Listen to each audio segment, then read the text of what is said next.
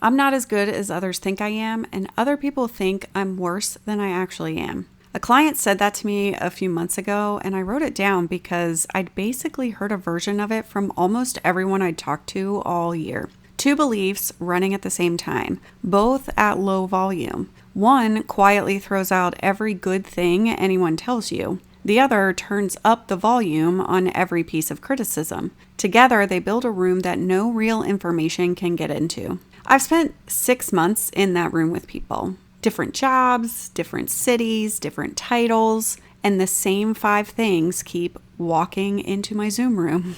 So that's today. I don't have a guest today, not really a framework even. I just want to share the 5 patterns that I keep hearing in the order that they tend to happen to a person. So if you recognize yourself in one of these, you're not behind, and you're definitely not the only one in the room. By the way, welcome back. If we haven't met yet, I'm Tara, and this is the show where we take the thing that's eating you alive at work and actually name it. 6 months into this season right now, I wanted to stop and tell you what I'm seeing, so let's get into it. The first one is the most obvious, and it's still the one that people get most wrong about themselves: workload burnout. But here's what I've learned listening this year. It's almost never just the number of hours. It's the shape of the work, and it's what you can't put down. In my own work, I don't call this workload. I call it conditions. It's the first of the 5 forces that I see driving burnout, the 5 C's. And conditions is the playing field. It's the workload, the deadlines, the tools and resources that you do or don't have, and the actual structure of the job. When that field is rigged, no amount of effort levels it. But conditions almost never burn a person out by themselves. They get amplified by the next C, which is culture, the environment you're working inside of. A workplace that rewards overwork, celebrates grinding it out, and makes you feel guilty for protecting your time takes hard conditions and makes them feel impossible to carry. Flip it, and a culture where people actually step in and where rest is normal, and that can make the same workload bearable. So when your hours look normal on paper and you're still fried, this is usually why. It was never just the conditions. It's the conditions and the culture stacked on top of each other. And this isn't just my framing. When the World Health Organization finally put a definition on burnout, they called it an occupational phenomenon, something that comes from chronic workplace stress that was never successfully managed. Not a personal weakness, not a flaw in your wiring, a workplace problem by their own definition. So if naming conditions and culture sounds like I'm handing you an excuse, I'm not. I'm pointing at where the science already points. I think about a client whose month had no even shape to it. Almost nothing the first week, and then several hundred requests landing all at once at the deadline. Half of them riddled with errors that she had to chase down. That's not a heavy job exactly. It's a job with no shock absorbers. Her system never got to settle because it was always either bracing for the flood or buried in it. And then there's the part that nobody tells you to look for. It isn't that these people can't work hard.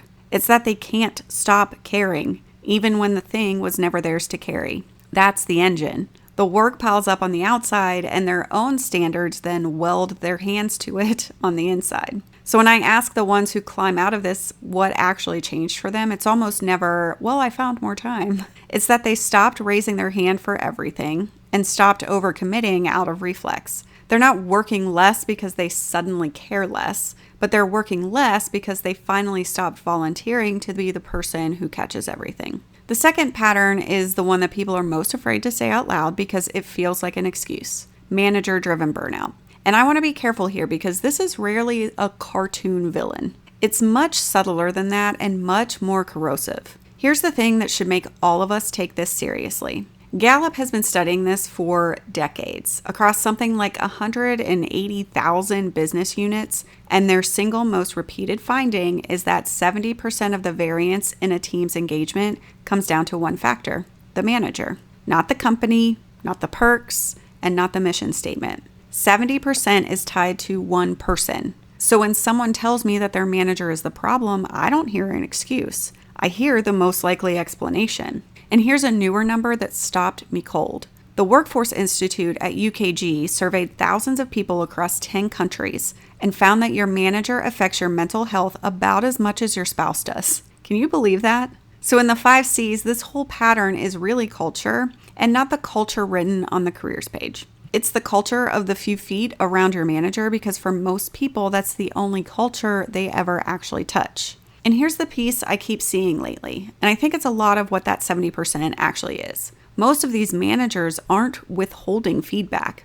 They're handing out criticism and calling it feedback, and those two things do opposite jobs. Feedback gives you a foothold. It tells you what to aim at so that you can actually move. Criticism just tells you that you're not good enough and leaves you standing there with nowhere to put that information. Same manager, same amount of talking, completely opposite effect on the person hearing it. That's the lever. When 70% of whether a team thrives or burns out comes down to one person, a huge part of how that person decides it is right here. Do they give people something to work with, or do they just keep pointing at what's wrong? And from the outside, it can look almost reasonable, which is what makes it so hard to frickin' name. It's almost never one brutal review. It's a gap that you can't reconcile in your head. One client scored at the very top of her team for 2 cycles running, and then got told by the same boss that she wasn't doing well. No event to point to, just this whiplash between 2 stories about her, both coming from the same person. Another one counted it up for me. She had 8 review cycles, and the genuinely well-founded praise fit on one hand. When she asked for a single concrete example that she could actually work with, her manager wouldn't give it to her and hid behind peer anonymity to avoid it. That's the tell. Criticism can't hand you a concrete example because it was never really about helping you get better. So now you've got a problem you can't solve because nobody will tell you what it is. That's a setup where the goalposts are invisible on purpose. And if you stand in that long enough, you stop asking what's wrong with the setup. You start asking what's wrong with you, which is exactly where the third pattern lives. It's the moment the problem moves from the situation into your sense of your own worth. And your brain is working against you here, which I actually find a little comforting to know. I know that sounds ridiculous, but there's a well-documented thing called the negativity bias. Your brain is wired to weight criticism far more heavily than praise, because for most of human history, tracking threats is what kept you alive. Researchers put it plainly. One piece of criticism can drown out 10 compliments of equal size. So when one client tells me that she fixates on the 3% she got wrong and can't even see the 97% that she got right, that makes total sense. That's standard issue human wiring, turned all the way up by a job that keeps feeding the negative side. Then you layer on imposter syndrome, which studies suggest something like 70% of people hit at some point, and which shows up most in high achievers, not least. The better you actually are, the more convinced you can become that you've just been getting away with it. In the 5 C's, this is the one that I call convictions, the rules that you carry about what you have to be in order to be okay. Be perfect, never drop anything, earn your worth in output. And the research here is quite blunt. A meta-analysis of 43 studies found that the anxious, self-critical side of perfectionism, the part that's always scanning for what's wrong with you, has a medium to large link to burnout. So it's not your standards that are the problem exactly, it's the conviction underneath them, the one that whispers you're only as safe as your last flawless thing. So by the time someone asks me the question, and it's almost always the same question, is this me not adapting, or is it an impossible environment? They've usually already decided the answer is, it's me. One client described that erosion from the inside as having her sails slashed. Not the wind dying down, but slashed. Someone did this, and now she can't move. Here's what I tell people at that exact point, and I'll tell you too. The fact that you're the kind of person who stops to ask, is it me, is the evidence. The people who are genuinely the problem almost never wonder if they are. Your self-doubt isn't proof that you're failing. Actually, it's proof that you've got a conscience and a high standard, both pointed in the wrong direction. And if nobody interrupts pattern 3, it hardens into pattern 4. This is kind of the bottom of the story. Identity crisis. It's when the job stops being something you do and becomes something you are. If you're tracking the C's with me, this is what happens when convictions go unchallenged for too long and capacity, your actual physical and mental bandwidth, finally bottoms out. The belief that you are your output running inside a body that's completely out of fuel. There's a name for the mechanism underneath this. Psychologists call it work enmeshment or over-identification with work. And there's a growing body of research tying it straight to burnout. When your sense of self fuses with your role, any threat to the role lands as a threat to you. So the fatigue stops feeling like normal tiredness. It feels heavier, like you're hauling around a version of yourself that doesn't fit anymore. And the question waiting at the bottom of it is the one therapist here constantly. Who am I without this job? I had a client pull 5 words to describe what a decade in one role had done to her. Stuck, diminished, powerless, unwelcome, and incapable. 5 words, and not one of them is about the actual work. That's not a review of her job. That's a review of herself. Another client, hired as a strategist and then pinned to small repetitive tasks, described herself as a hamster on a wheel. And the one that names the bottom better than anything I could write was a client who told me she just couldn't do it anymore, that she was so exhausted it was becoming her personality. There's research that explains why this one cuts so deep, and it also points to the way out. A psychologist named Patricia Linville found that people who hold more than one answer to who am I, more than one self to stand on, are better buffered against stress and depression when one part of life takes a hit. She called it self-complexity. When you're only one thing, a blow to that thing is a blow to all of you. When you're several things, that same blow has somewhere else to land. So the way back from this isn't a pep talk about confidence. It's slowly and deliberately rebuilding a self with more than one room in it. That's the real danger of this one. Exhaustion stops feeling like a state you're passing through and starts feeling like a trait you have, like it's just who you are now. It isn't though, and I need you to hear that. Burnout is something that's happening to you. It is not the new shape of you. Here's why I didn't want to end on pattern 4, even though that's where a lot of these conversations start. Because 6 months in, I've also gotten to watch the turn, and the turn is real. It almost always starts stuck. Someone knows they need to go, and the second they try to picture what's next, their brain hits a wall. That wall isn't a lack of options. It's a system that's been in survival mode too long to imagine forward, which is also why the turn rarely starts with a 5-year plan. It starts with one small change in direction.